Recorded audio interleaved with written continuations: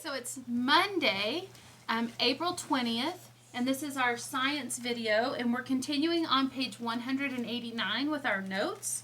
So we are making more jellies today. So how do jellyfish reproduce? As in the case with many creatures in the sea, young jellyfish typically look nothing like their parents. After two jellyfish mate, the eggs that are produced usually stay attached to the mother until they hatch into larvae. The larval form of a jellyfish is called a planula. Okay, so we go from an egg to a planula, which is the larval phase, and it is a tiny creature covered with even tinier hairs. So we just look at this little tiny creature and it's covered in tiny little hairs, a planula. A planula leaves its mother and floats with the currents, eventually settling down to the seafloor where it attaches to something hard. There it becomes a polyp, looking something like a sea anemone. So the planula will float to the bottom and it will attach itself to something hard and it starts to look like a polyp. And we know that polyps and jellyfish are both cnidarian. Okay, so polyp. Okay. After a while, the polyp grows buds that develop into tiny jellyfish, which detach from the polyp and drift away. At that point, it looks like its parents. So it'll make these little buds, and then it'll make a jellyfish, and then the jellyfish will drift away, and it will look like its parents at that point, just smaller.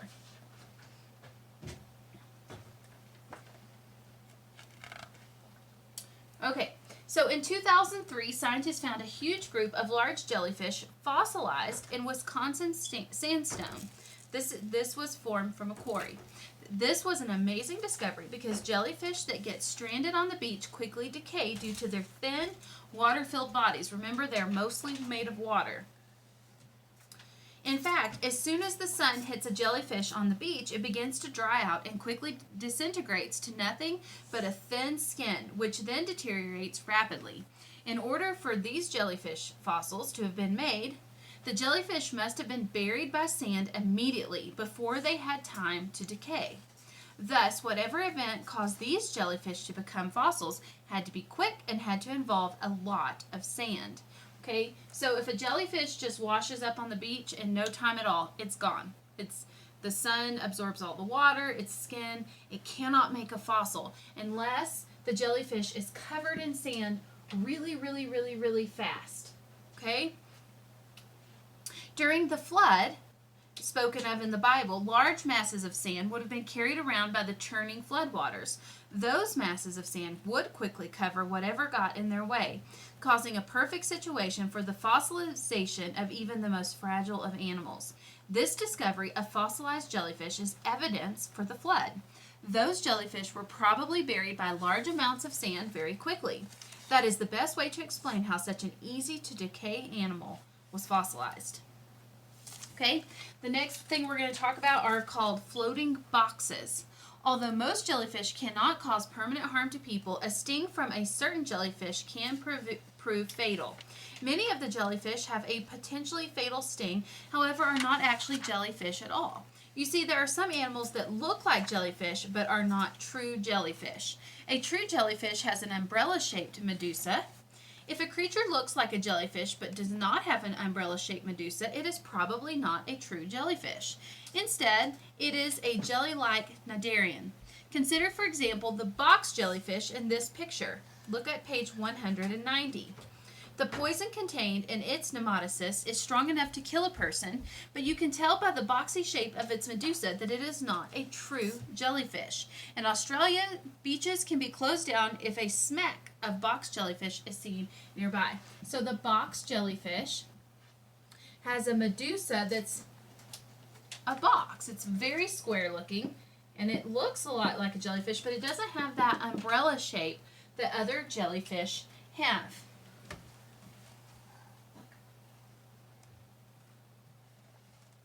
Okay.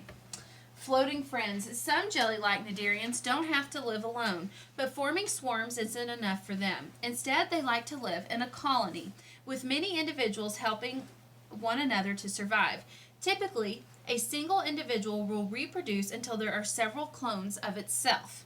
Because the clones are all attached to one another, they look like one single animal, but there are really many, sometimes hundreds of different animals living as one.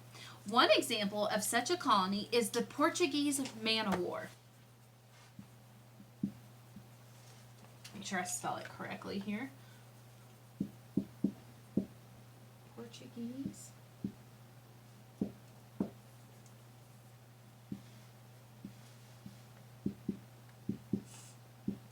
And you can see a picture of the Portuguese man-o-war on page 191.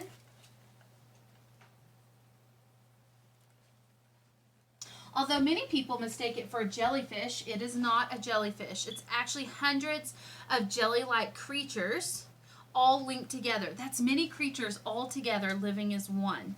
The Portuguese man-o-war is found in warm waters off the coast of Africa, North America, Europe, and Australia.